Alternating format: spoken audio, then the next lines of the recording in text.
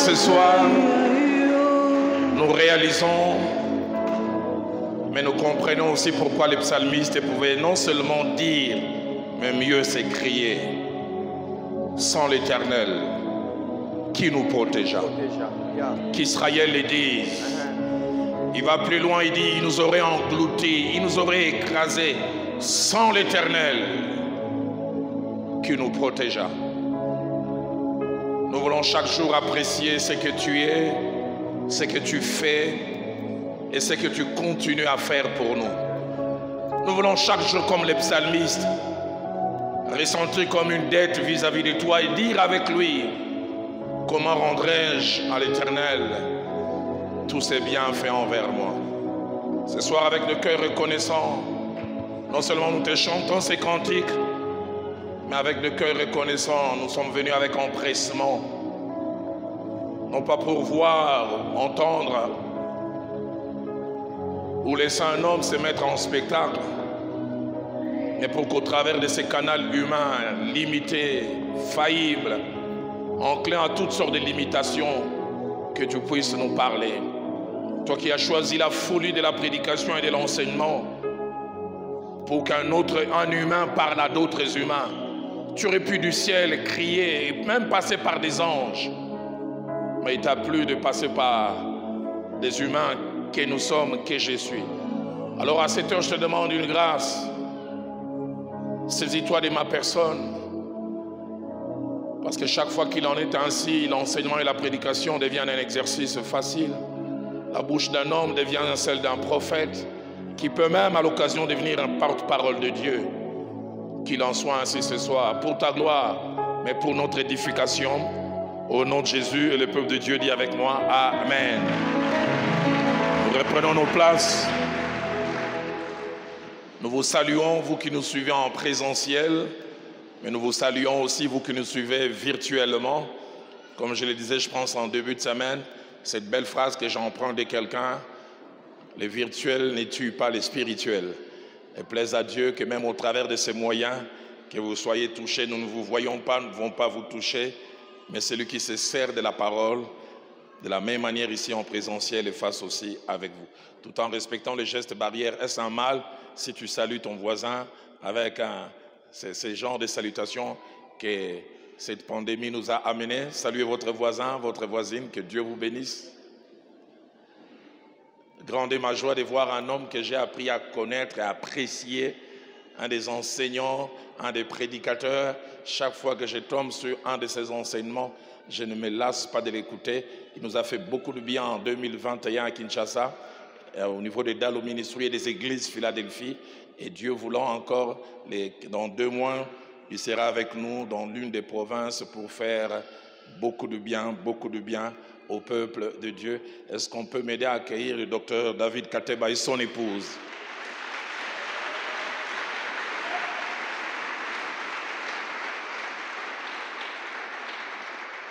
Docteur, j'aimerais te donner un petit conseil. La prochaine fois que tu viens à Kin, laisse un peu quelques cartouches ici.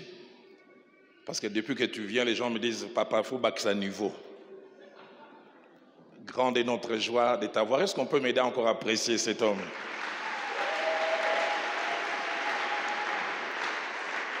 Chaque fois que je l'entends enseigner, j'ai l'impression que moi, je lis le Coran ou le livre de Bouddha.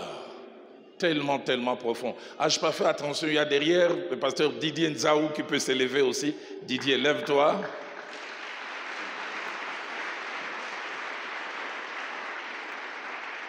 Didier, avec ta belle chemise que je vois, je dis comme les quinois, les jours où tu vas grandir un peu, tu me la donnes. Que Dieu soit béni. Sans plus tarder, j'aimerais nous inviter à nous plonger dans les Saintes Écritures. Nous avons 5 textes à lire en introduction. Genèse au chapitre 24. Genèse au chapitre 24, c'est notre première lecture qui va de verset 63 au verset 67. Genèse 24, 63 à 67. Un soir qu'Isaac était sorti pour méditer dans les champs, il leva les yeux et regarda et voici des chameaux arriver. Rebecca leva aussi les yeux, vit Isaac et descendit de son chameau. Elle dit au serviteur, qui est cet homme qui vient dans les champs à notre rencontre? Et le serviteur répondit, c'est mon Seigneur. Alors elle prit son voile et se couvrit. Le serviteur raconta à Isaac toutes les choses qu'il avait faites. Isaac conduisit Rebecca dans la tente de sa mère Sarah. Il prit Rebecca qui devint sa femme et il l'aima. Et j'aime la fin. Ainsi fut consolé Isaac après avoir perdu sa mère. Nous lisons aussi Genèse au chapitre 3e. Nous lisons en 4 temps les versets 6, les versets 11 à 12, les versets 17 et puis les versets 23 à 24. Verset 6, la femme vit que l'arbre était bon à manger et agréable à la vue et qu'il était précieux pour ouvrir l'intelligence. Elle prit de son fruit et en mangea. Elle en donna aussi à son mari qui était auprès d'elle et il en mangea. Versets 11 et 12. Et l'Éternel Dieu dit, qui t'a appris que tu es nu? Est-ce que tu as mangé de l'arbre dont je t'avais défendu de manger? L'homme répondit, la femme que tu as mise auprès de moi m'a donné de l'arbre et j'en ai mangé. Verset 17, il dit à l'homme, puisque tu as écouté, soulignez bien cela, tu as écouté la voix de ta femme et que tu as mangé de l'arbre au sujet duquel je t'avais donné cet ordre, tu n'en mangeras point, le sol sera maudit à cause de toi, sa force de peine que tu en tireras ta nourriture tous les jours de ta vie. Et puis enfin, les versets 23 à 24, et l'Éternel Dieu les chassa du jardin d'Éden pour qu'il cultivât la terre d'où il avait été pris. C'est ainsi qu'il chassa Adam, et il mit à l'orient du jardin d'Éden les chérubins qui agitent une épée flamboyante pour garder les chemins de la vie. Nous lisons aussi Exode au chapitre 4, et nous lisons en 2 temps les versets 19 à 20, et puis les versets 24 à 25. Exode 4. 19 à 20, l'Éternel dit à Moïse en Madian, va, retourne en Égypte, car tous ceux qui ont voulu à ta vie sont morts. Moïse prit sa femme et ses fils, les fit monter sur des ânes, et retournant dans le pays d'Égypte, il prit dans sa main la verge de Dieu. Versets 24, 25, pendant les voyages, en un lieu où Moïse passa la nuit, l'Éternel l'attaqua et voulut le faire mourir. Séphora prit une pierre aiguë, coupa les prépuces de son fils et les jeta aux pieds de Moïse en disant, tu es pour moi un époux décent. Je peux même ajouter le verset 26, et l'Éternel le laissa. C'est alors qu'elle dit époux décent à cause de la circoncision. Avant-dernier passage, premier livre des rois, au chapitre 21, le seul verset 25. 1 roi 21, le seul verset 25. Il n'y a eu personne qui se soit vendu comme Akab pour faire ce qui est mal aux yeux de l'Éternel. Et souligner la dernière phrase, et Jézabel, sa femme, l'y excitait. Et nous terminons avec Proverbe 31, un passage sur lequel nous sommes revenus et nous reviendrons encore tout au long de cet enseignement. Nous lisons les versets 10 à 13, les versets 23, puis les versets 28 à 29. Qui peut trouver une femme vertueuse et a bien plus de valeur que les perles? Le cœur de son mari a confiance en elle et les produits ne lui feront pas défaut. Elle lui fait du bien et non du mal tous les jours de sa vie. Elle se procure de la laine et du lin et travaille d'une main joyeuse. Verset 23, son mari est considéré aux portes lorsqu'il siège avec les anciens du pays. Verset 28 à 29. Ses filles s'élèvent et la disent heureuse. Son mari s'élève et lui donne des louanges. Plusieurs filles ont une conduite vertueuse, mais toi, tu les surpasses toutes. L'impact ignoré et insoupçonné de la famille dans la destinée. Le premier jour, nous avons posé les fondements en parlant du pourquoi d'un tel enseignement. Le second jour, nous avons commencé par définir la famille. Mais au-delà de la définition de la famille, nous avons donné quelques pensées attachées à ce que Dieu voulait et attendait de la famille. Et puis nous avons touché la première pensée. Nous avons montré que Dieu voulait que la famille soit à la fois un cadre qui donnait l'identité à l'homme, mais au-delà de l'identité, un sens d'appartenance. Et hier, longuement, nous avons étayé, nous avons développé sur les 4 autres pensées pour finalement faire 5. Ce soir, nous allons aborder ces sous-points, l'impact de notre conjoint et du mariage dans notre destinée. L'impact de notre conjoint et du mariage dans notre destinée. Au 30 octobre prochain, mon épouse et moi, on fera 30 ans de vie de couple. Alors que je préparais cet enseignement, je revoyais les amis qui ont grandi avec moi à la jeunesse de la Borne, les amis avec lesquels nous avions des rêves de jeunes gens, d'accomplir plein de choses.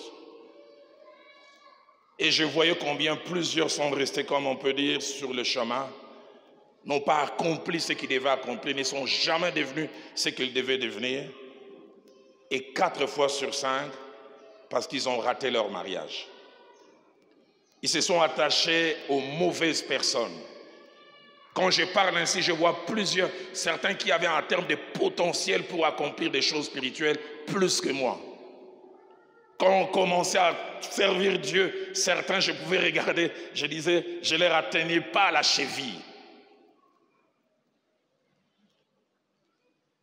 À cet auditoire, constituant en majorité de jeunes, j'aimerais nous dire déjà dès le départ, votre devenir, votre qualité de vie dépend de la personne que vous allez avoir comme associé pour le reste du temps. C'est pourquoi je prie que ces enseignements vous servent à quelque chose. Oui, vérité que je voudrais dire en introduction, attaché à l'un des passages centraux que nous avons lus, Genèse chapitre 2, du verset 18 au verset 23, auquel j'associe Matthieu 19, verset 6, et Hébreux 13, 4, oui, vérité.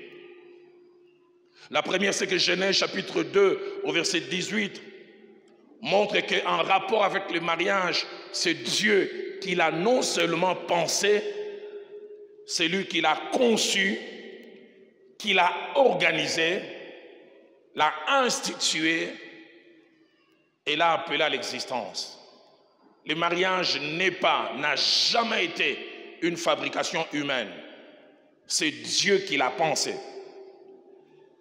Dans cet environnement parfait, non corrompu, où chaque fois que Dieu créait, il appréciait, et c'est comme un refrain, et Dieu vit que cela a été bon, et Dieu vit que cela a été très bon. Pour la première fois, une négation apparaît dans la Bible. Le Dieu qui chaque fois disait il est bon, subitement, Dieu dit il n'est pas bon que l'homme soit seul. Les mots bon là qui est utilisé en hébreu cachent plusieurs significations. Premièrement, ça veut dire profitable. Ça n'apporte pas un profit que l'homme soit seul. Deuxièmement, il n'y a pas un bénéfice que l'homme soit seul. Il n'est pas bon que l'homme soit seul. Et quand il dit il n'est pas bon physiquement que l'homme soit seul. Deuxièmement, il n'est pas bon psychologiquement que l'homme soit seul. Il n'est pas bon émotionnellement que l'homme soit seul. Il n'est même pas bon spirituellement que l'homme soit seul. Y a-t-il des célibataires ici? Levez la main. Comment vous faites pour vivre? Un pasteur d'Inzambe Malam ou prêchant, il a dit spirituellement, les célibataires sont comme, ils ont une jambe. Donc quand Dieu vous voit, il vous voit marcher comme ça. Il n'est pas bon que l'homme soit seul. Et plus tard, l'apôtre Paul, saisi par l'inspiration, il dira dans 1 Timothée 5 au verset 14, « Je veux donc que les jeunes gens se marient. » Je veux que les jeunes gens se marient. Mariage, pensée, conçu par Dieu. Deuxième chose, c'est Dieu lui-même aussi qui a préparé un projet pour placer quelqu'un à côté de l'homme.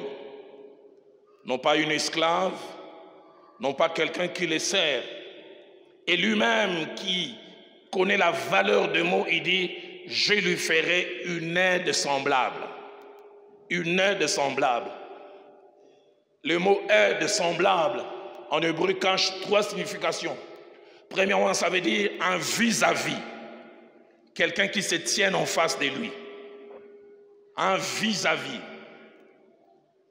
Quelqu'un qui l'apprécie et l'aide à apprécier des choses. Deuxième signification du mot aide semblable, c'est un alter ego. Quelqu'un qui va partager les choses.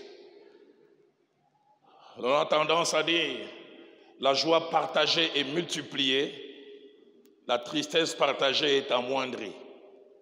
Quelqu'un qui partage les choses avec. Et troisième signification du mot aide semblable, c'est un complément. Quelqu'un qui va l'aider à devenir complet. Et ça, c'est Dieu qui pense. Il n'est pas bon que l'homme soit seul, je lui ferai une aide semblable. Il ne dit pas qu'il va se faire une aide semblable.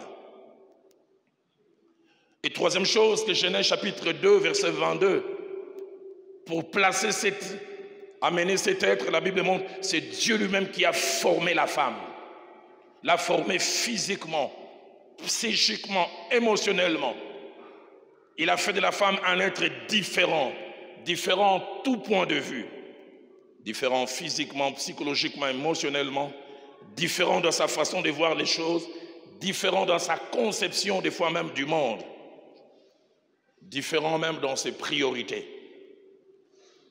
Et c'est Dieu qui l'a conçu ainsi. Il ne s'est jamais trompé. Il aurait pu faire même un être presque un masculin, mais il en a fait un être différent.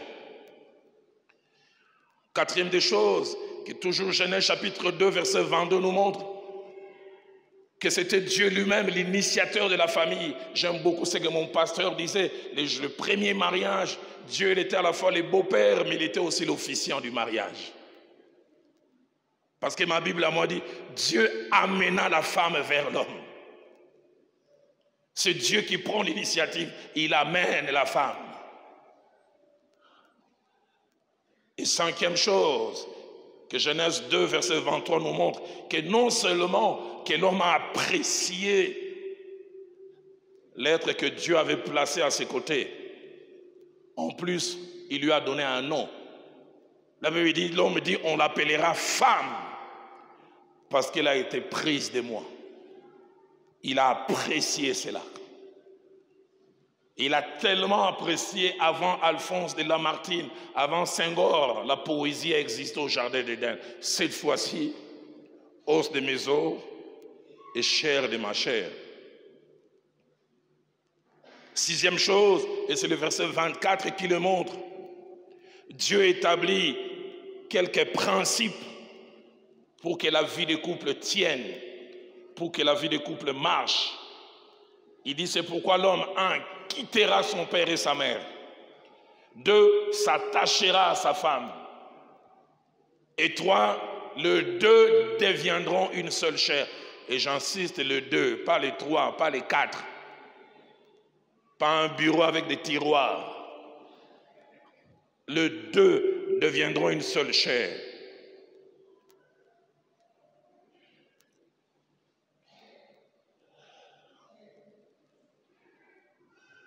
Septième chose, Matthieu chapitre 19, verset 6. À cette institution établie par Dieu, Christ viendra plus tard ajouter la notion non seulement de la permanence, mais de l'indissociabilité. Il dit que personne ne sépare ce que Dieu a joint. Dans la pensée de Dieu, le mariage n'est pas pour une saison. Un contrat pour un temps. La pensée de Dieu, c'est que seule la mort puisse être cause de séparation. Huitième chose que nous retrouvons dans Hébreux chapitre 13, au verset 4. Sous l'inspiration, Dieu parle à l'apôtre qui vient ajouter 2 autres notions importantes attachées au mariage. Premièrement, il dit que le mariage soit honoré de tous. Le mot honneur là, c'est le même mot que l'on tire en hébreu kabod ou doxa, que ça soit pesant. D'autres versions disent que le mariage soit regardé avec respect, pas de légèreté. La version française courant dit que le mariage soit respecté par tous. La version Le Semeur dit que chacun respecte le mariage. La version Pyroclamère, une version de 1949 dit qu'on regarde le mariage avec un grand respect. Mais j'aime beaucoup la traduction Alfred Cohen, ou Paroles vivantes, il dit « Le mariage est une institution sacrée, que tous les respectent et l'honorent comme tel. » Mais non seulement cela, Dieu, quand il institue les mariages, il place l'intimité et il aimerait que l'intimité soit une exclusivité. Une femme ne doit pas partager son corps avec le corps de son mari avec quelqu'un d'autre. Que c'est honteux d'être un mari et de baisser ses avis devant quelqu'un d'autre. Enfin, je ne vais pas parler des raisons médicales. Mais pour toute autre raison devant quelqu'un d'autre qui n'est pas ta femme. Et surtout si tu te dis chrétien. Et bien plus encore si tu te dis serviteur de Dieu. Ça me rappelle un serviteur de Dieu à Kinshasa, des prédicateurs comme ça, on en trouve qu'à Kin, qui disait il est sauvé de la tête jusqu'à la ceinture. Mais de la ceinture jusqu'en bas, il avait besoin de la grâce de Dieu. Aide-moi à poser la question à ton voisin, tu es sauvé de la tête aux pieds ou jusqu'à la ceinture? Calmement, les Kinois, nous sommes forts. Hein? Il dit, je suis sauvé de là jusqu'à la ceinture. Mais de là jusqu'en bas, Ngolo Nzambe. Que les mariages soient honorés de tous, mais il ajoute que les lits conjugales soient exempts de toute souillure. Cet homme qui est auprès du Seigneur, mon pasteur et les pasteurs de plusieurs autres, fait Jacques-André Verneau, jusqu'au soir de sa vie, la dernière fois je l'ai entendu dire, ça fait 49 ans, je suis marié à la même femme et je n'ai jamais triché. Sans être un extraterrestre, je puis dire aussi, ça fait 29 ans et demi, je ne suis marié qu'à celle-ci et aucune autre femme n'a été touchée par moi. J'entends quelqu'un là au feu et dit, hey, c'est possible. Oui frère, c'est possible. Et quand je dis ça, je ne vais pas dire que quand je vois d'autres femmes, je vois des autos blindés qui passent. Est-ce qu'il m'arrive de ne pas être attiré? Je serais menteur. Mais j'aime beaucoup ce que mon pasteur a dit. Il a dit sur le chemin de la vie, il y a plusieurs fleurs. J'en ai pris une, les autres je regarde mais je ne prends pas. Que les lits conjugales soient exempts de toute souillure. Alfred Cohen dit que les époux restent fidèles l'un à l'autre. Et ce soir, au-delà de ces 5, ces 8 vérités que Dieu m'a mis à cœur de placer dès le départ, mais pour aller dans le sens de montrer l'importance d'un conjoint, d'une conjointe et du mariage dans la destinée, j'ai voulu partager avec vous ces 8 vérités, ces 8 principes. Le tout premier principe, c'est que comme tout ce que Dieu a fait ou a permis l'existence, il y a un but caché derrière.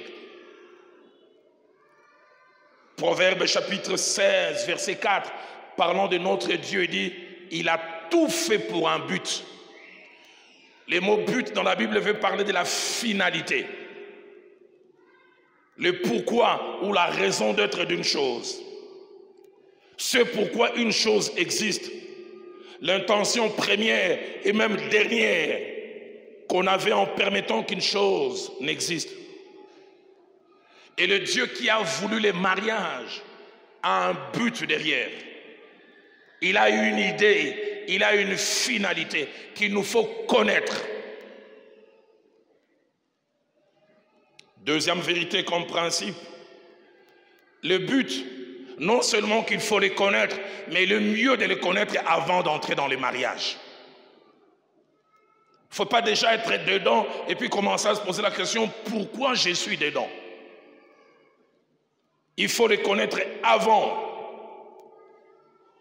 Et parmi le buts du mariage, s'il y en a plusieurs, il y en a 4 que je vais mentionner à ce niveau et puis je reviendrai en creusant un peu plus. Premier but du mariage, c'est la complémentarité. Quelqu'un qui vient suppléer. Quelqu'un qui vient vous ajouter des choses que vous n'avez pas. Je ne dirai jamais assez merci au Seigneur pour la jeune fille qu'il a placée à mes côtés, bien que le pasteur Timothée a dit que ses cheveux commencent à blanchir. Quand j'écoutais ça, j'ai dit, Seigneur, je mets Timothée sous discipline ou quoi?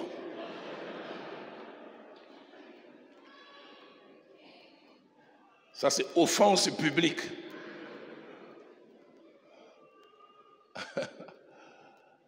Mais deuxième but du mariage, c'est notre perfectionnement. Dieu place l'autre à notre côté pour que nous devenions meilleurs. Meilleurs. Meilleurs. Meilleurs. Et mon épouse qui s'appelle Viviane, j'ai écrit un livre sur l'impact des rencontres dans la destinée. Moi, je l'appelle Viviakine. Parce que j'estime qu'elle a été un médicament utilisé par Dieu pour guérir plusieurs choses en moi. Si toi aussi tu vas aller là-bas, bon, tu peux aller dans les totikines.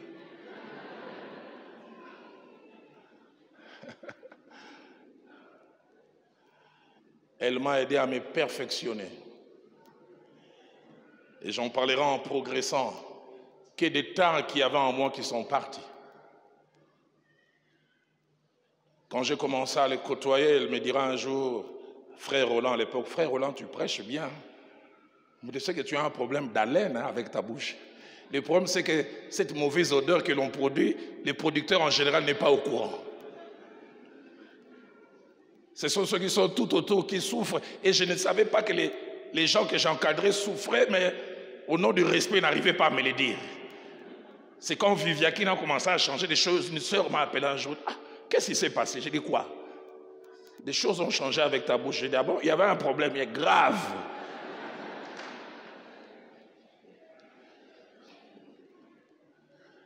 Je l'ai dit ici au début de la semaine, j'ai grandi dans une famille pauvre.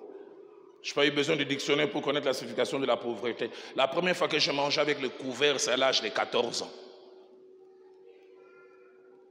Je commençais à aller chez Viviane un jour, elle me dit, Roland, tu sais que tu ne sais pas manger à table. Et quand tu manges, tu fais du bruit avec la bouche.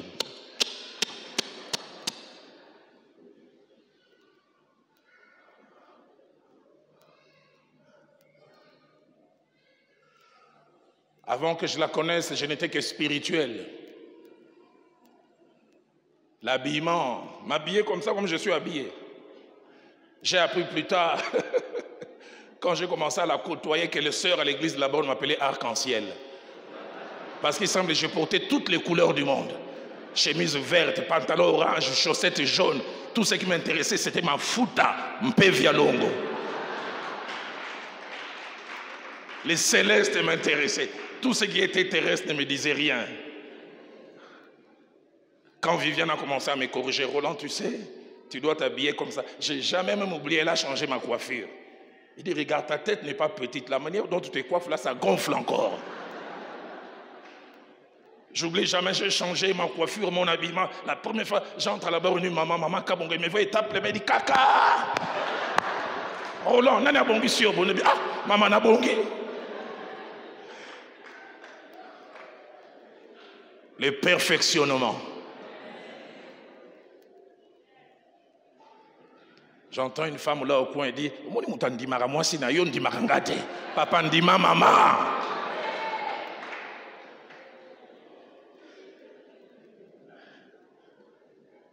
Mais j'aime aussi dire, Viviane m'a aussi un peu civilisé. Moi, j'ai grandi à la cité avec C majuscule. Si j'étais au Katanga, je ne sais pas moi, à Lubumbashi, j'habiterais où? Les cités les plus bouillantes. Je n'ai pas cité les noms, c'est vous qui avez cité. J'étais spirituel, mais j'avais des habitudes. Vous voyez les gens d'habitude, tu fais entrer ton doigt dans le nez, et puis tu veux vérifier qu'est-ce que tu as pris.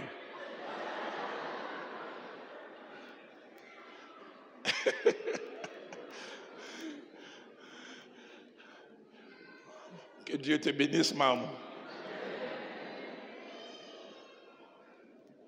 Le perfectionnement.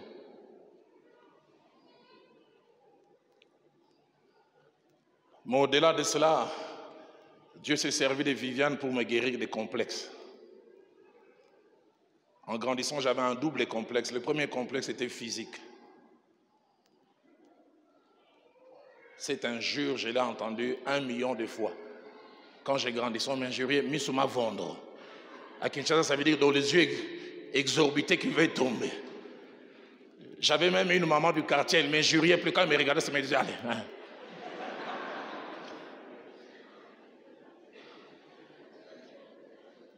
J'en ai parlé une fois ici, quand on est en 6e primaire à l'Athénée de la Gombe, Athénée de Kalina chez nous, j'étais parmi les élèves les plus brillants.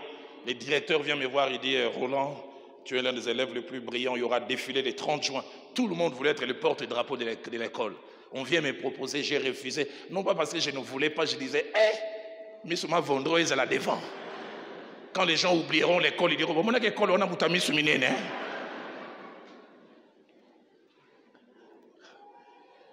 Les premiers vrais compliments, j'ai commencé à les recevoir quand je me suis fiancé. La première fois, elle m'a dit, Roland, tu es beau. J'ai pensé qu'il y avait quelqu'un d'autre à côté.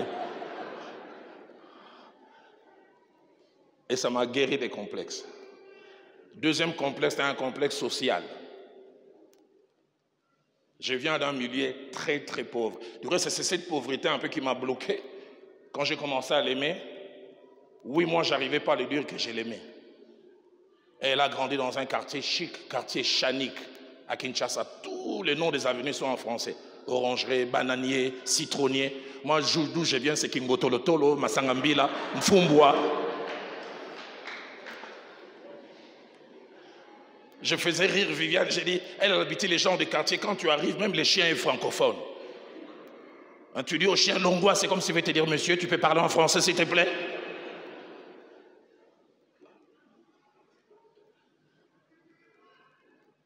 Et ce qui m'a étonné quand je commençais à l'aimer, elle ne voyait pas mon présent, elle voyait mon futur.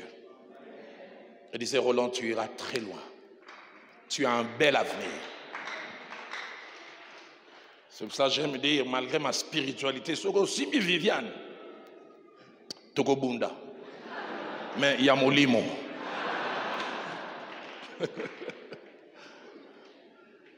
Complémentarité, perfectionnement. Mais quatrième but du mariage, c'est le partage. Partager la joie, partager les peines, partager les soucis. Mais Dieu a placé aussi une chose, partager l'intimité par la sexualité. Quatrième but du mariage, c'est la perpétuation de la race humaine en ayant des enfants. Cela m'amène à la troisième vérité. Une mauvaise conception du mariage au départ peut tout fausser. Une mauvaise conception du mariage dès le départ peut tout fausser. C'est pourquoi aux jeunes gens qui veulent se marier, je dis ces 4 choses. La première, la femme n'est pas une marchandise que tu as achetée ou que tu vas acheter malgré la dot que tu as versée. J'ai entendu des hommes venir au bureau, pasteur, elle se refuse à moi. Moi, si n'a pas ça mbongo, pe n'a pas ça nyoso. C'est pas une marchandise. Savez-vous que sous d'autres cieux, la dot n'existe pas? Si c'est un argument pour chez nous, et là où la dot n'existe pas, dans la culture même asiatique, c'est l'inverse. C'est la famille de la femme qui donne la dot à l'homme. Elle n'est pas une marchandise. La dot n'est pas forcément biblique, c'est culturel. Deuxième chose que je voudrais dire aux jeunes gens, la femme n'est pas un être que Dieu place à tes côtés pour te rendre des services domestiques.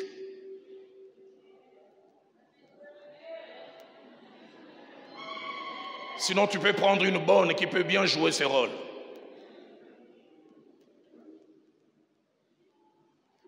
Troisième chose que je voudrais dire aux jeunes gens, la femme n'est pas quelqu'un que Dieu place à tes côtés pour assouvir tes désirs sexuels. Dans la sexualité, dans la pensée de Dieu, il y a partage. J'ai quelquefois, dans les réunions des couples, parlé avec des hommes. Il y a certains hommes, quand je les entends, je dis, celui-là, son problème, il faut le régler avec l'imposition des mains ou bien il faut les cogner spirituellement. Il a une femme qui fait une carie impossible, mot dedans. Mais on doit aller ensemble. Moi, j'ai envie. Chérie, j'ai mal aux dents. Non, non, non, non. Il faut. Et une femme me dit, pasteur, ce qui m'énerve, c'est que quand il a fini de s'assouvir, d'assouvir son désir, c'est le repos du guerrier. 5 minutes après, tu entends. La femme dit, pasteur, on n'a rien partagé. Il est venu se servir.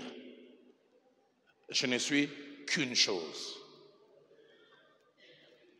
Quatrième et dernière chose que je dis aux jeunes gens, la femme à nos côtés, comme je l'ai dit tout à l'heure, est là pour nous compléter, pour nous rendre meilleurs, pour partager avec nous des choses, et comme je le dirai tout à l'heure, pour nous aider à nous réaliser. J'aime dans Malachie chapitre 2, au verset 14, Dieu passe par la bouche du prophète pour appeler la femme de 2 noms profonds. Dieu dit, il est ta compagne, ta compagne.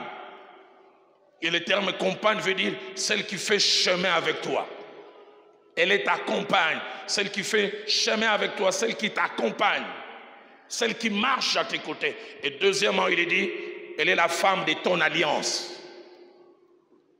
Il y a un lien sacré qui vous unit.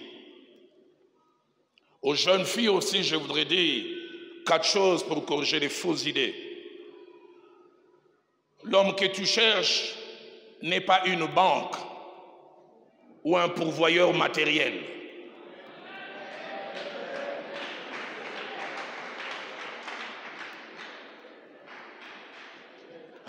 Maman, faut bala mobala ça na mbongo, hein.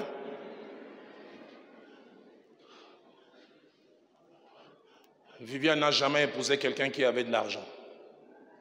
C'est quand elle m'a aimé, certaines personnes lui ont dit, tu es tombé trop bas. Tu mérites mieux. L'argent ne fait pas forcément le bonheur. Deuxième chose que je voudrais dire aux jeunes filles, ton mari n'est pas seulement quelqu'un aussi appelé à satisfaire tes désirs sexuels. La sexualité a sa place dans les couples, mais ce n'est pas la seule chose. J'aime souvent parler aux couples, si le seul domaine où vous vous entendez, c'est le sexe ou les lits, vous êtes un couple pauvre. Si ça ne va pas au-delà. Troisième chose que je veux dire aux jeunes filles, ton mari n'est pas seulement quelqu'un qui t'aide à avoir des enfants, un géniteur, qui vient apporter la sémence mâle. Ça va au-delà. Et quatrièmement, comme je l'ai dit pour les jeunes gens, il est à tes côtés pour te compléter, t'aider, t'améliorer. Et dans l'amélioration, il y a même la correction. Partager des choses et t'aider à te réaliser pour t'accomplir. Quatrième vérité et principe, c'est que l'ignorance du but du mariage, comme de toute autre chose, peut amener à plusieurs conséquences. Première conséquence qui arrive quand il y a l'ignorance, c'est l'abus. L'abus. Celui qui ne sait pas le pourquoi d'une chose risque de l'utiliser au-delà ou mal. Deuxième chose, quand on ne sait pas le pourquoi d'une chose, c'est la déviation. Faire autre chose avec une chose que c'est pourquoi cette chose était prévue. Troisième chose qui arrive lorsqu'on ne sait pas le pourquoi d'une chose dans le mariage, c'est le gaspillage. Mauvaise utilisation.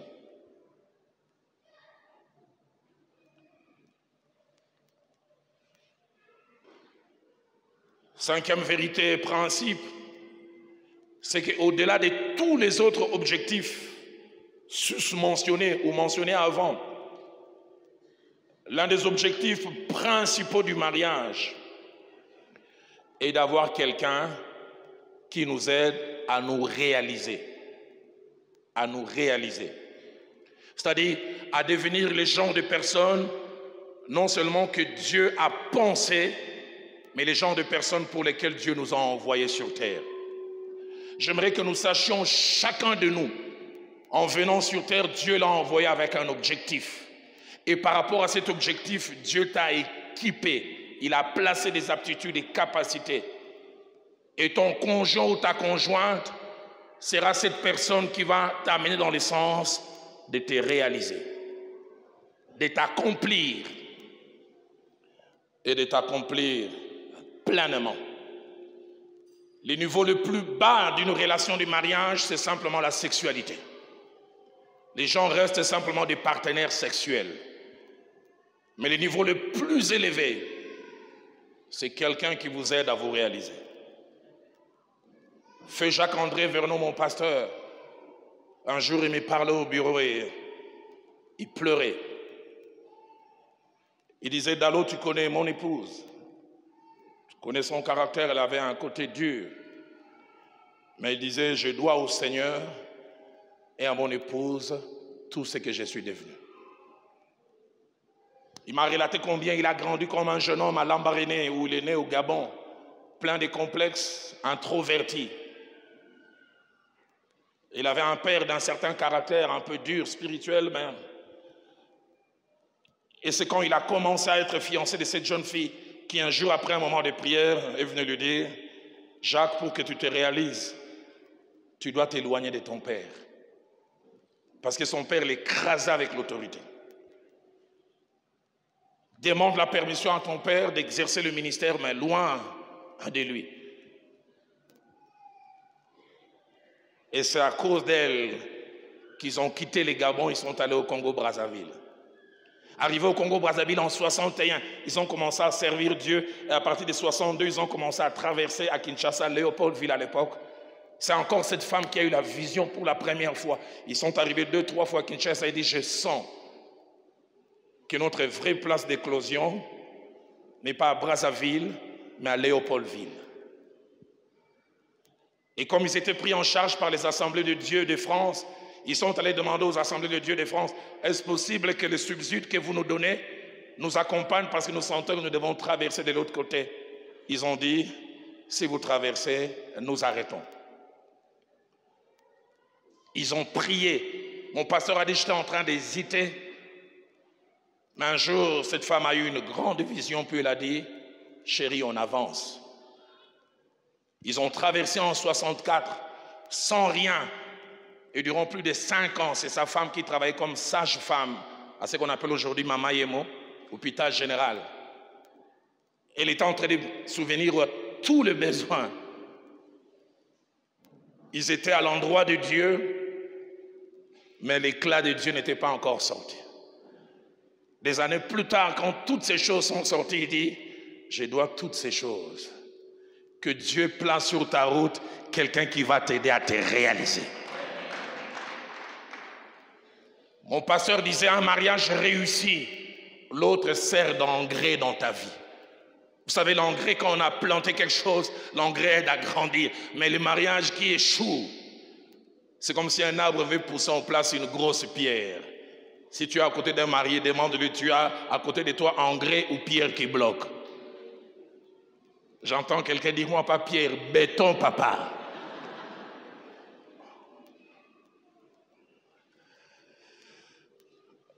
L'autre vous aide à vous réaliser. C'est pourquoi je voudrais dire ces quelques vérités importantes. Dans Ephésiens chapitre 5, versets 26 à 27, j'aime bien l'apôtre Paul. Sous l'inspiration, il parle de la relation Christ avec l'Église comme un type de mariage. Et dans ce type de mariage, Christ est le mari et l'Église est la femme.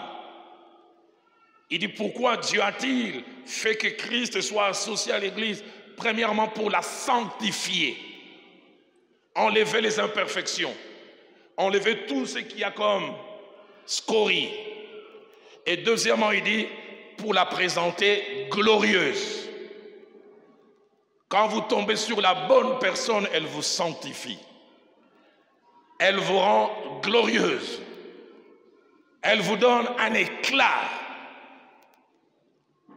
C'est pourquoi j'ai pris, vous qui n'êtes pas encore mariés, associez Dieu dans les choix. Afin que vous puissiez tomber sur la bonne personne qui vous sanctifie et qui vous rend glorieux. 5 vérités que je voudrais dire à ce niveau en ouvrant une parenthèse. La première vérité, c'est que tout le monde ne va pas vous aider à vous réaliser. Pas tout frère à l'église, du fait qu'il soit frère. Pas toute sœur. Tout le monde ne peut pas vous aider à vous réaliser. Deuxième des choses, Seul Dieu peut vous aider et vous orienter vers la personne qui peut vous aider à vous réaliser.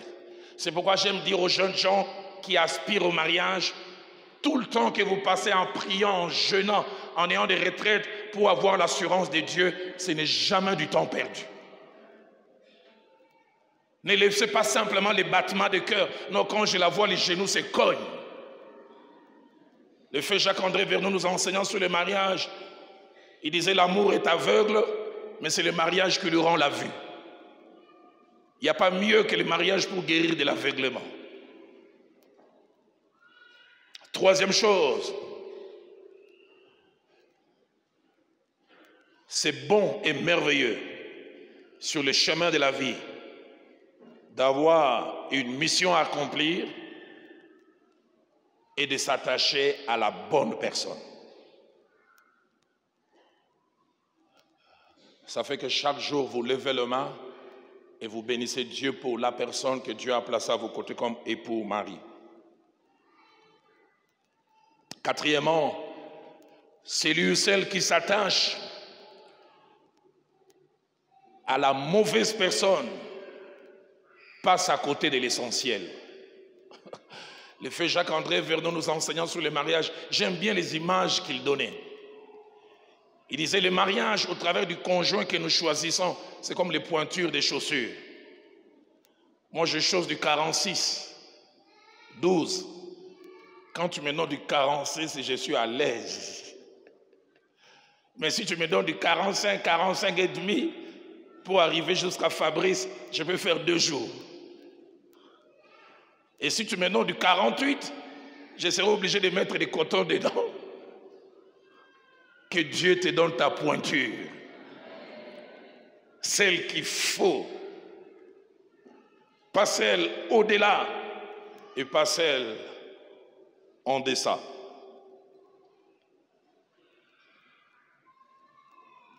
Cinquième et dernière chose, c'est lui ou celle qui s'attache à quelqu'un d'autre que la personne de sa mission, soit ne se réalise pas, ou soit se réalise peu, ou soit est frustré, vit dans les regrets et dans les murmures. Je ne sais pas si au Katanga ça se fait. Chez nous à Kinshasa, la plupart des fois, les hommes qui se sont trompés, écoutez comment ils appellent leur femme, Ndokavi Nangai, la sorcière de ma vie. Si c'était à refaire, si seulement c'était à refaire. Je suis jeune pasteur assistant à la borne en 93, 93. Un homme rentre, on me disait qu'il était intellectuel et sérieux. Quand il m'a présenté la requête, j'ai dit, waouh, quand les gens sont dépassés, ils sont prêts à tout. Il me dit, jeune homme, j'apprends par des gens que Dieu exauce toujours tes prières. Et puis il dit en lingala, ceux qui ont colono à lingala, sambela moi c'est dans la koufa. Na lembié.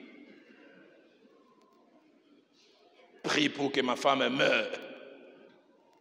Je suis fatigué. Pourquoi? Il s'est trompé de casting. Sixième vérité, sixième principe. La Bible parle de ce qui arrive lorsqu'on trouve et on s'attache à la personne qu'il faut, qui nous aide à nous réaliser. Et la Bible donne même des exemples. Proverbe 18, au verset 22 dit, celui qui trouve une femme trouve le bonheur. C'est une grâce qu'il obtient de l'Éternel. La vraie traduction dit, celui qui trouve la femme qu'il faut, ou la femme qui convient, trouve le bonheur. La version parole de vie dit ceci, celui qui trouve sa femme, pas une femme, sa femme. Je peux aussi paraphraser son homme. La version française courant dit, celui qui trouve sa compagne, celle qui doit ou celle qui devait nous accompagner. La version de Sassi dit, celui qui a trouvé une femme bonne a trouvé un grand bien et il a reçu du Seigneur une source de joie. La version Martin dit, celui qui trouve une femme digne, une femme qui vaut la peine. Genèse 24, verset 67 que nous avons lu. Eliezer a été envoyé pour aller chercher une femme pour Isaac, le fils d'Abraham. Et là, Eliezer est un type du Saint-Esprit qui nous connaît mieux. Si on était aujourd'hui, on dira non, on lit pas la commission. Isaac Yemogwa Kenda Kite. Dieu a voulu nous enseigner des principes. Eliezer est un type du Saint-Esprit qui connaît mieux que nous. Et quand Eliezer ramène Rebecca, écoutez ce que ma Bible dit. Isaac prit Rebecca, qui devint sa femme, et l'aima. Ainsi fut consolé Isaac après avoir perdu sa mère.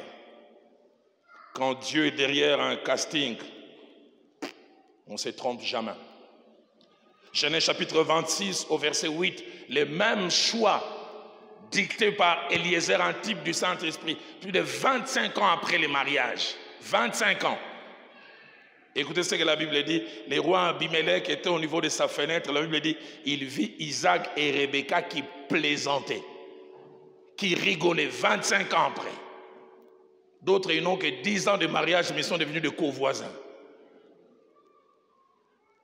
Une fois, on est allé visiter un couple. Notre deuxième fille m'a demandé, papa, bateau, ils se sont mariés, ils s'aiment, parce qu'ils s'ennuient l'un au contact de l'autre. Mais c'est parce qu'Eliezer, un type du Saint-Esprit, était dans les castings. Même 25 ans après, il plaisante, il rigole. Je suis allé un jour visiter un ami, homme de Dieu. Les gens qui les côtoient, ils disent son couple est fantastique. À l'époque, je pense qu'ils avaient 18 ou 19 ans de vie de couple. C'est les spécialistes de délivrance. À Kinshasa, quand ils prient, c'est... J'ai voulu rentrer, la sentinelle a voulu m'annoncer, j'ai dit ne m'annonce pas. Je vais lui faire la surprise. Et quand j'entre, je le trouve, il portait sa femme et il faisait cheval, Kedji. La femme était derrière, sourire, 32 dents.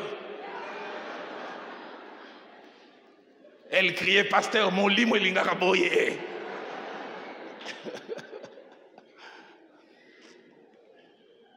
Que c'est beau d'avoir un mariage qui réussit. J'ai été au contact avec mon pasteur Jacques-André Verneau, 40 ans de vie de couple, mais on sentait la complicité, pas la fatigue. Mon pasteur, quand il voulait appeler sa femme, par un petit nom, il l'appelait Hanneke. Hanneke, ça veut dire petite fille en néerlandais. Il y a des jours, j'arrivais au bureau, 2 fois je les ai trouvés enlacés l'un vis-à-vis des deux. J'ai dit, heureusement, Viviane Azawate. 30 ans, 40 ans. Ça fait du bien d'avoir des gens qui sont âgés, ils ont passé plusieurs années, mais on peut lire et sentir qu'ils s'aiment encore. C'est possible dans le Seigneur. Et surtout, comme je le disais, quand Dieu est derrière. Exode chapitre 4, versets 19 à 20, 24 à 25, elle s'appelait Séphora. Elle n'est pas seulement une épouse, elle n'est pas seulement partenaire sexuel de Moïse, mais partenaire de vie. Quand Dieu envoie Moïse pour une mission, Dieu veut détruire Moïse, il veut le tuer. Dieu merci, Moïse n'a pas une femme qui ne fait que pédicure, manicure et toutes sortes de cures. Elle a aussi la révélation des choses spirituelles. Ma Bible a moi dit, elle a pris quelque chose, elle a circoncis son fils parce qu'elle avait la révélation. Donnons-nous des femmes qui ne sont pas seulement des partenaires sexuels, mais qui connaissent des choses. Et à cause de l'acte de cette femme, Moïse a pu continuer sa route. Et j'imagine les années qui ont suivi en restant vivant, il pouvait dire, je suis vivant à cause de cette femme. Que dire de la femme des Proverbes 31? Le verset 23 parlant de cet homme, l'homme qui est marié à cette femme, écoutez ce qu'il dit. Cet homme est considéré quand il siège avec les anciens du pays. La vraie traduction dit, il est tellement performant qu'il est considéré. Et pourquoi il est considéré? Parce que la Bible en parle clairement au verset 12. Il a une femme qui lui fait du bien. Et c'est là tous les jours de sa vie. Il a été prouvé, des études l'ont montré.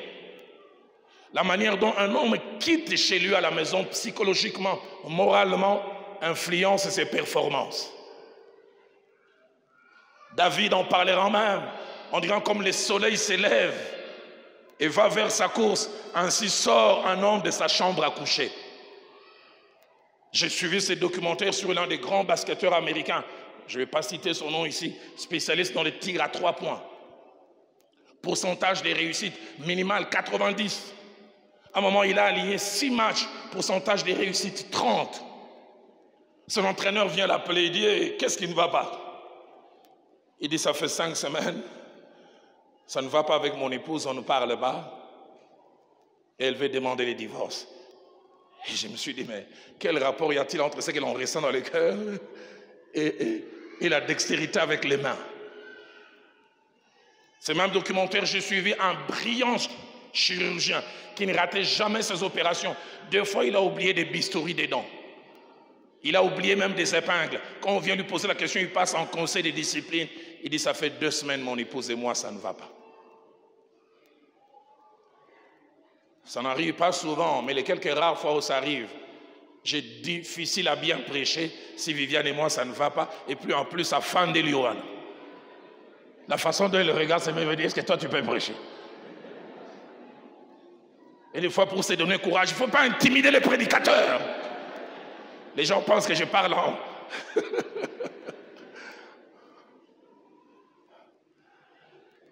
L'autre peut vous rendre performant. J'en ai parlé une fois ici.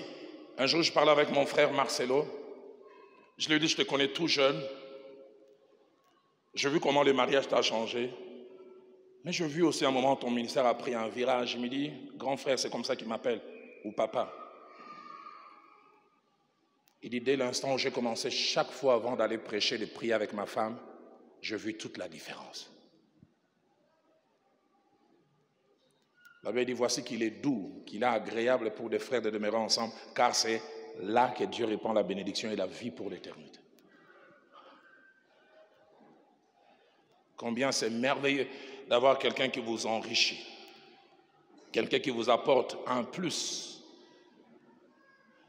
Mais non seulement que cet homme est performant, mais Proverbe 31, le verset 13, la partie B, parlant de cette femme aussi qui est en complicité avec son mari. La Bible dit, elle travaille d'une main joyeuse. Quand elle travaille, on entend chanter. Akumame, akumame. Parce que ça va bien avec son homme.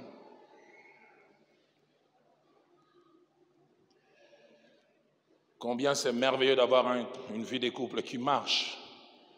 7e et avant-dernière vérité, avant-dernier principe ce soir, c'est que la Bible nous révèle aussi l'impact négatif de certains conjoints ou de conjointes dans leur association, même avec des personnes qui étaient bonnes. C'est pourquoi à l'intitulé, j'ai dit l'impact de notre conjoint et du mariage dans notre destinée. 1 Roi chapitre 11, verset 4, parlant de Salomon, l'homme qui avait eu des visions de Dieu, qui a vu la gloire de Dieu. La Bible dit, les femmes étrangères inclinèrent son cœur vers d'autres dieux. Et celui que Dieu a aimé, à cause du fait qu'il s'est éloigné de Dieu, la Bible dit à 2 reprises, Dieu a suscité contre lui des ennemis. Simplement parce qu'il s'est attaché aux mauvaises personnes. Et chaque fois que je lis 1 Roi 21, verset 25, je suis glacé. Souvent quand nous parlons d'Akab, nous voyons un roi mauvais, mais une étude approfondie montre qu'Akab n'a pas été mauvais au départ. Akab est le fruit d'un mauvais casting. La Bible dit, il n'y a eu personne qui se soit vendu au mal comme Akab. Et le verset termine en disant, Jézabel, sa femme, l'y excitait. Des fois, nous n'avons aucune idée de l'influence qu'une femme ou un conjoint, une conjointe peut avoir dans une vie. Tu n'as jamais été tricheur, tu deviendras tricheur à cause de la personne. Les colportages n'ont jamais été ta faiblesse, mais tu peux le devenir parce que tu as quelqu'un qui aime ça. Et j'ai lu ça au départ, l'un des passages les plus tristes, notre premier parent, qui a vécu dans la félicité de notre Dieu, dans la communion, jusqu'à ce qu'une femme entre dans sa vie. Et j'ai jamais compris, Adam qui avait reçu des consignes, tu ne mangeras pas ça. Les jours où Ève ramène les fruits, il sait que ça c'est les fruits que Dieu avait dit, tu ne manges pas. Vous n'avez aucune idée jusqu'où l'amour peut nous amener. Et il mange. La preuve, quand Dieu vient lui poser la question, comment tu as reconnu que tu es nu? Il dit, la femme que tu as mise à mes côtés. Et quand Dieu veut les punir, écoutez ce que Dieu dit, parce que tu as écouté, tu t'es laissé influencer. Chaque fois, c'est difficile à lire Genèse 3, versets 23 et 24. Étonnant, la Bible ne dit pas que Dieu chassa Adam et Ève. La Bible dit Dieu chassa Adam. Va-t'en. Destinée déviée. Destinée perdue. Vous avez 15, 20, 22 ans, 23 ans. Qu'allez-vous devenir demain? Allez-vous monter ou l'autre va exercer pesanteur sur vous? J'insiste, notre conjoint ou notre conjointe n'est jamais neutre à nos côtés. Soit il ou elle nous rend meilleurs, soit il ou elle nous rend pire. Huitième et dernier principe, et je termine. Un mariage réussi, avec un impact positif sur notre destin, n'est jamais un hasard, ni un accident. Cela répond à des conditions et à des critères. Trois principalement. Première condition et critère, c'est être soi-même enfant de Dieu. Pas un venant à l'église, pas un adhérent, pas quelqu'un qui est simplement passé par des sacrements, avoir donné réellement et soumis sa vie à Jésus-Christ. Première condition. Deuxième condition essentielle, se marier dans les champs limités et prévus par Dieu. J'insiste, se marier dans les champs limités et prévus par Dieu.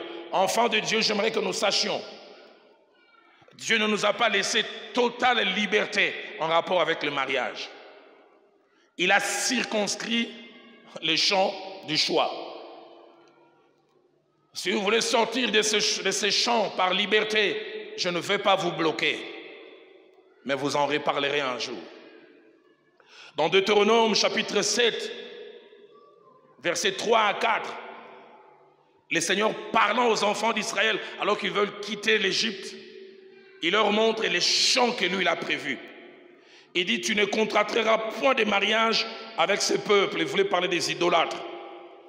Tu ne donneras point tes filles à leurs fils et tu ne prendras point leurs filles pour tes fils. Pourquoi lui-même le dit au verset 4? Car il détournerait tes fils qui serviraient d'autres dieux.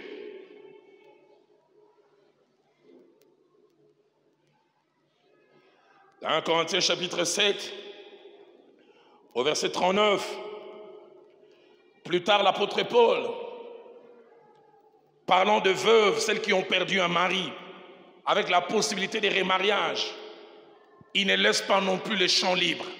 Écoutez ce qu'il dit. La veuve, elle est libre de se remarier à qui elle veut. Mais écoutez comment Paul termine, mais que ce soit dans les seigneurs. Qu'elle s'attache à quelqu'un, mais que ce soit dans les seigneurs.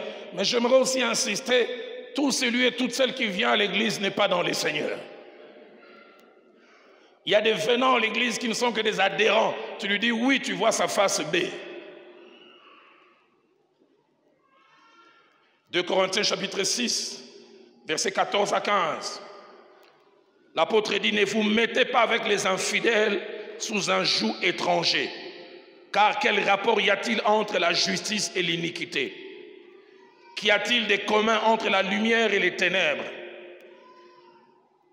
Qu'est-ce qu'il peut y avoir entre les fidèles et l'infidèle? Français courant dit entre les croyants et les non-croyants, qu'est-ce qu'il peut y avoir en commun?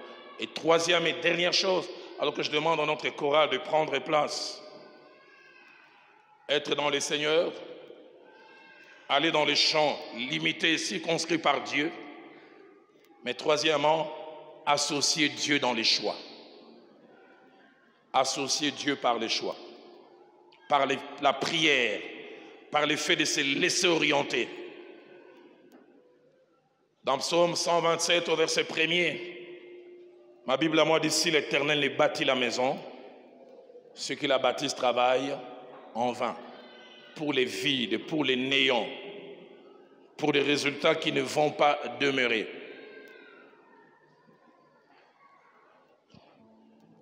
Cet homme a influencé l'évangile à l'époque de Jimmy Swaggart. Il s'appelait Jerry Falwell. Il avait un ministère qui s'appelait PTL, Praise the Lord. À l'époque, il fallait passer sur des stations, des radios et des télévisions. Et il s'est partagé des stations de télévision avec Jimmy Swaggart. À un moment même, il avait plus de 70% à cause de l'impact de son ministère. 12 ans après son mariage, il a divorcé. Mais avant le divorce, 2 ans avant, 1 année et demie même, on l'a arrêté pour fraude fiscale. On l'a mis en prison. Scandale aux États-Unis. Il a triché dans la déclaration des impôts. Les jours où on vient l'arrêter, on ouvre la chambre de sa femme, 6 000 paires de chaussures. Avec des paires de chaussures qui coûtent $10 000. Je me demandais est-ce qu'on a besoin de 6 000 paires de chaussures. Et 1 année et demie, il est en prison. Sa femme qui était libre a demandé le divorce qu'elle a obtenu. Et elle s'est remariée. Et cet homme a écrit un livre dont le titre est I Was Wrong, je me suis trompé. Dans ce livre, il dira, mon ministère n'est pas mort les jours où on est venu m'arrêter. Mon ministère n'est pas mort les jours où on m'a mis en prison. Il dit, mon ministère est mort les jours où je suis allé prêcher dans cette église et j'ai vu cette belle jeune fille dans la chorale et j'ai décidé d'en faire mon épouse parce que physiquement, elle m'avait attiré. Il dit, c'est ce jour-là que tout est mort. Cet homme aujourd'hui est nulle part. Dernièrement, je suivais des émissions. Il commence à faire des émissions sur la nutrition. Parce qu'après plus de 15 ans, on l'a libéré. Mais il n'a plus l'impact qu'il avait. J'ai lu ces livres à Was Wrong et j'avais 2 sentiments. Le premier sentiment, j'ai rendu grâce à Dieu pour la femme que Dieu m'a donnée. Vous savez, des fois, nous et vous qui avons la chance de bien se marier, on n'a aucune idée du privilège qui est le nôtre. Ma petite expérience m'a montré les gens qui se marient mal, ils ont même des maux physiques, maux d'estomac, hypertension. Ils vivent des calmants. Ah, je vais déranger les célibataires. On a 29 ans. Mais j'aime toujours dormir avec mon épouse dans mes bras. Qu'est-ce que ça fait du bien? Des fois, je dis ça augmente l'onction.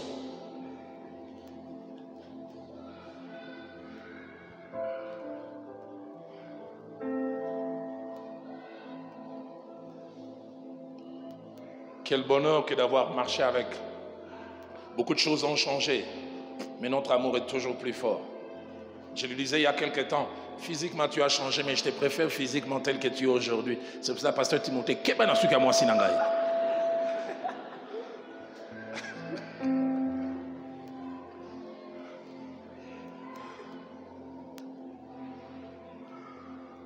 il y a 1 année et demie, notre fille aînée s'est mariée.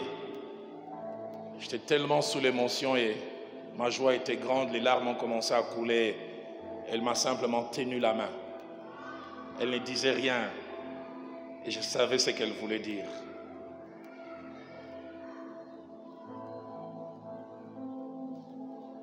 Quand je vois le petit garçon que j'étais, plein de complexes, qui a grandi dans des coins les plus reculés, pauvres, et jusqu'où je suis arrivé aujourd'hui, si seulement je suis quelque part, je les dois au Seigneur, mais je les dois aussi à ces choix que j'ai eu à faire.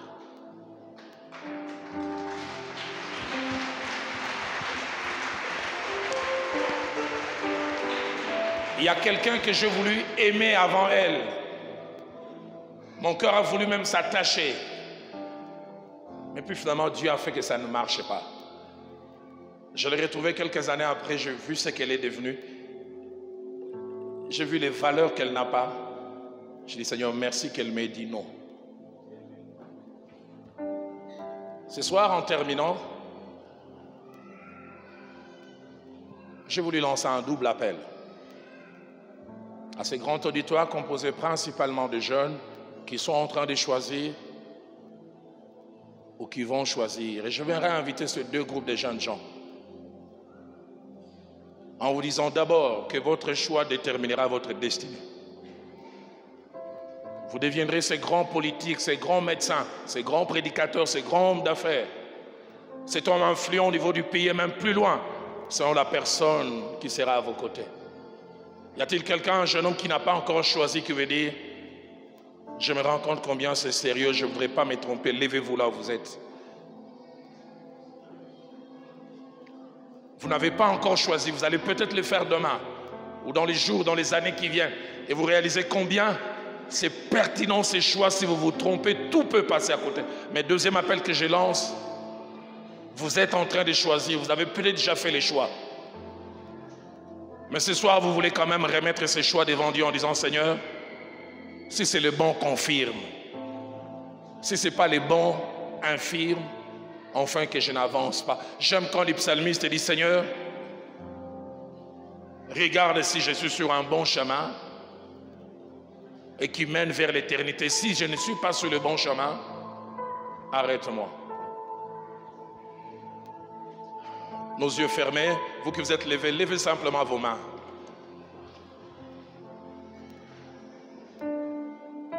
Je ne sais pas quel cantique Dieu inspire à notre chorale, mais ces cantiques montent dans mon cœur. Nous l'avons chanté au début de la semaine. Emmanuel est là, il est là, il est là, il est là. Il a promis de ne jamais nous laisser seuls et de nous accompagner. Parmi ceux qui se sont levés, je le sens dans mon cœur, il y a certains qui sentent les désirs forts, même venir se mettre à genoux ici. N'hésitez pas. N'hésitez pas. N'hésitez pas. Celui qui trouve une femme, qui trouve sa femme, qui trouve sa compagne, trouve le bonheur.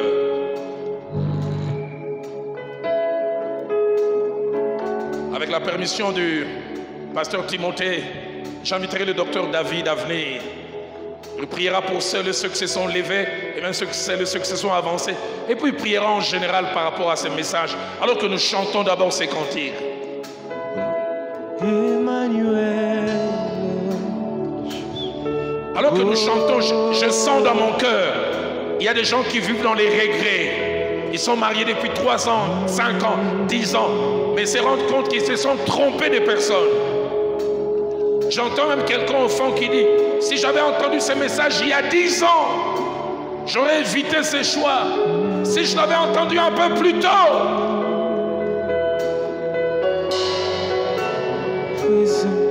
Avec moi,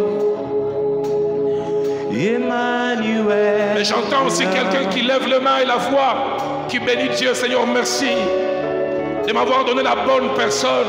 Elle n'est pas parfaite, je ne le suis pas non plus, mais tu nous as donné un Dieu gagnant. Avec moi, Emmanuel. Emmanuel est là. Emmanuel. Emmanuel est là. Emmanuel est là, ici présent. J'aimerais avoir quelqu'un qui m'aide à me réaliser, à m'accomplir, à devenir le genre de personnes pour lesquelles tu m'as envoyé sur terre. Emmanuel. Emmanuel est là. Emmanuel est là, ici présent avec moi. Emmanuel. Est-ce qu'on peut le crier encore? Emmanuel. Emmanuel. Emmanuel est là, ici présent avec moi. Emmanuel. Est-ce qu'on peut lui dire encore Emmanuel? Emmanuel est là. Emmanuel est là, ici présent avec moi. Emmanuel est là. Union musicale, avant que le docteur ne prie, est-ce qu'on peut dire Yeshua? Yeshua. Celui qui sauve. Celui qui sauve. Celui qui nous épargne de l'erreur. Celui qui nous préserve de l'égarement.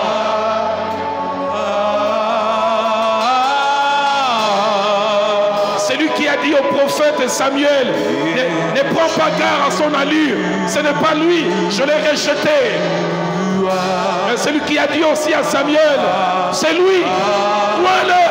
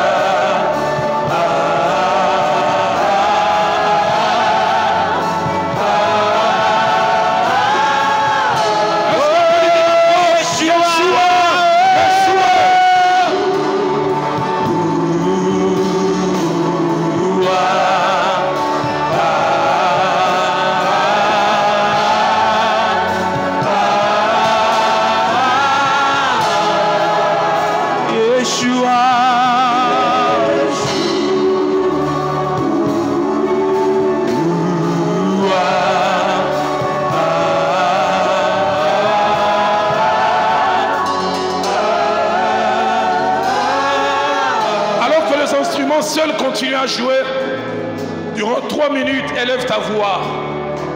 Et je le sens dans mon cœur. Quelqu'un sent que ce n'est pas une prière en langue intelligible qui monte, c'est une prière en langue. Laisse-la monter. Laisse cette prière monter.